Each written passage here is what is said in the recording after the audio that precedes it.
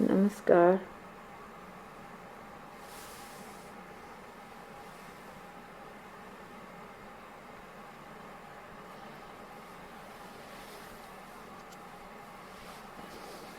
Yoga means to yoke,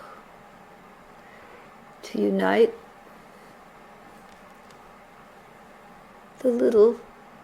the small self, with the infinite, eternal being.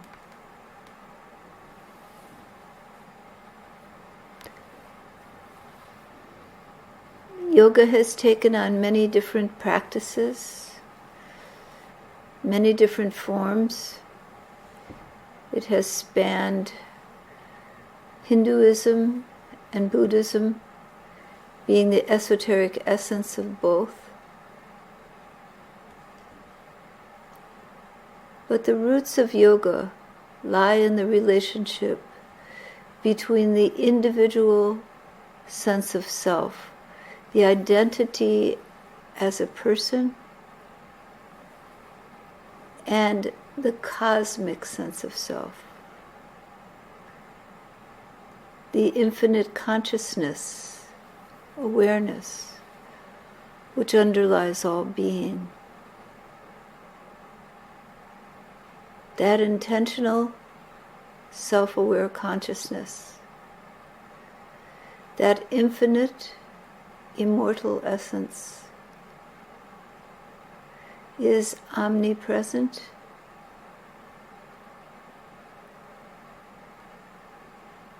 beyond time, beyond space, beyond the limitations of identity. When people come to spiritual practice, they often concentrate on the particular technique or the particular beliefs of their practice, their path. But then, as mind grows in magnitude, as you deepen in your spiritual journey, you discover within you a great and powerful presence, an essence of being. That essence can take on a form. You may meet an internal guru in the third eye, an essence of form, or you may recognize the infinite self of all in all forms and all beings, seeing the eternal light and the messages of the infinite in the song of a bird, the babbling of a brook, the rustle of the leaves of a tree, in the words that come spontaneously from anyone. For the infinite self, the cosmic essence, is everywhere, appearing to be the many forms of creation, appearing to be all of the ideas, beliefs, actions, and activities of this world. But in essence, all of that is only appearance laid upon the essential nature of being. In yoga, one becomes connected to that essential nature, to that love, to that essence that is in all beings.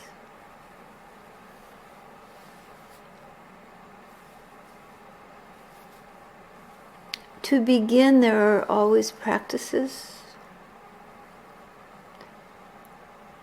And there are many practices, many doors inward.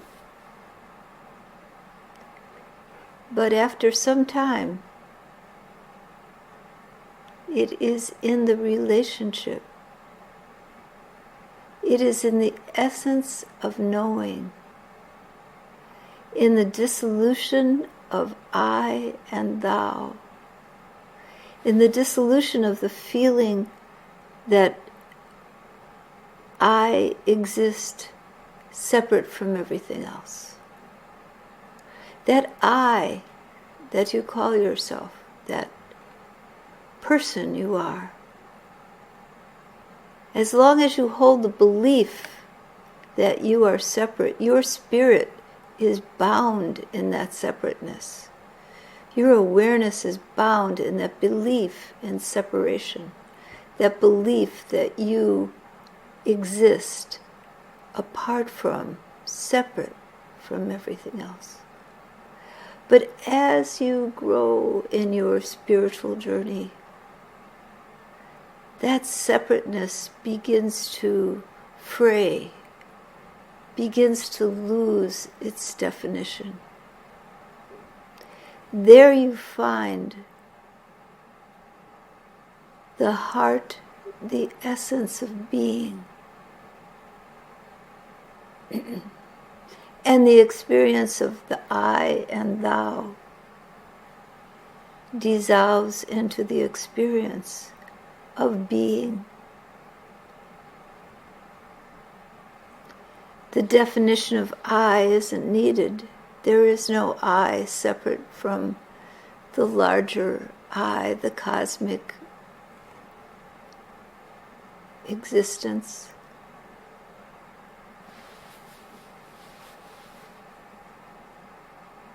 You realize that that which is you, that which defines you, is no different from that which is the essence of everyone else, of everything else.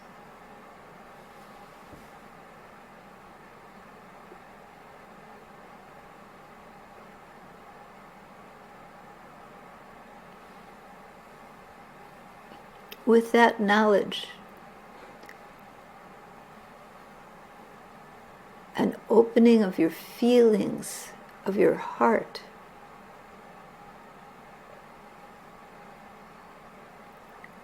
provides a way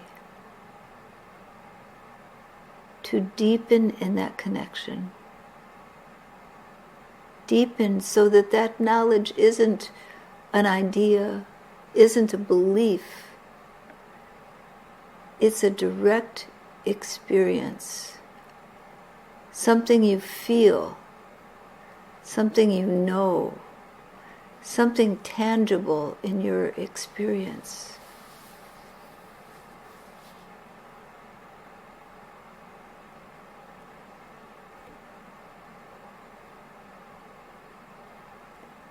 Many people call this experience love.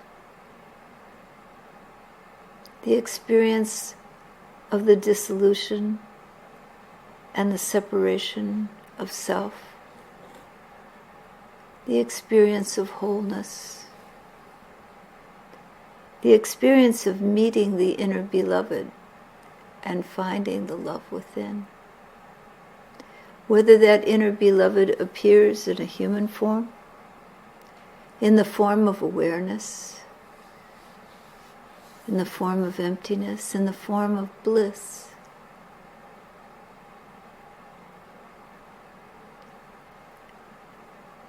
There comes a space where there are no forms, where you have a fundamental, eternal relationship to the infinite, and the separation dissolves away. You melt into that eternal relationship.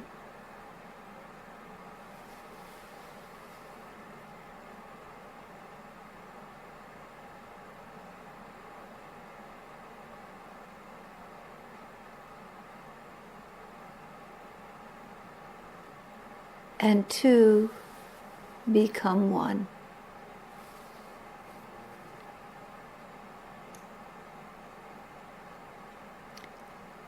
The limitations of the belief that you are only bound by this body and this mind dissolve in that immortal, eternal essence.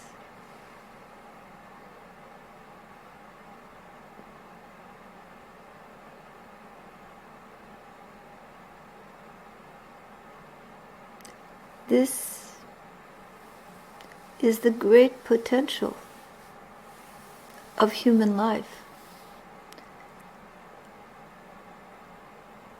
The greatest potential.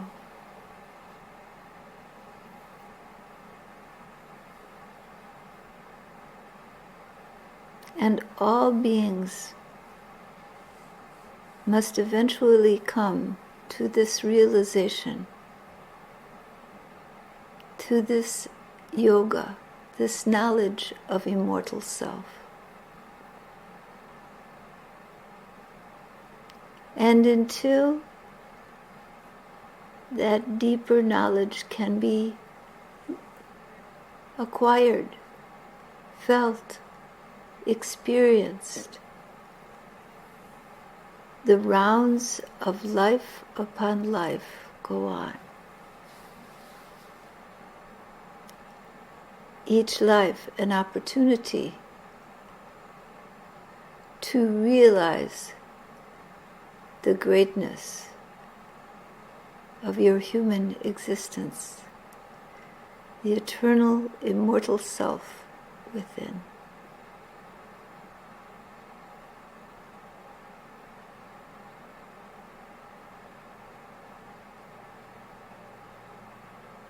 All right.